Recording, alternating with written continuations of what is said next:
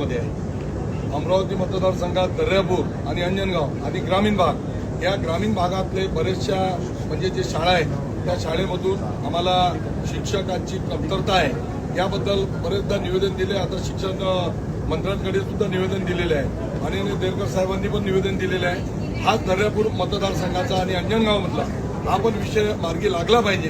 कुठेतरी शिक्षकांची भरती झाली पाहिजे कारण पाल्यांचं खूप मोठे निवेदन आहेत आणि आमदार नात्याने आमच्याकडे निवेदन आलेले आम्ही शिक्षण मंत्र्यांना दिलेले आहे। यावरही शासनाला लक्ष देण्याची कृपा करावी कारण हा शिक्षणाचा मुद्दा हा मोठा मुद्दा आहे। याच्यावर कितीतरी रुपये खर्च केले जाते।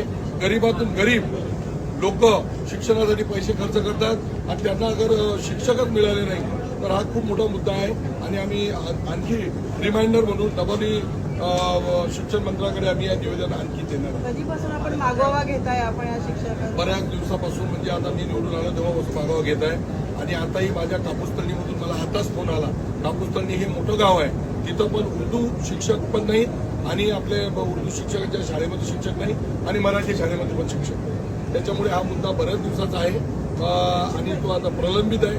त्या कारणाने आम्ही शासनाचं लक्ष वेधू इच्छित आहे। त्यामुळे आम्ही आमदार महोदयांनी आणि मी आणि पायऱ्यावर बसून आम्ही आंदोलन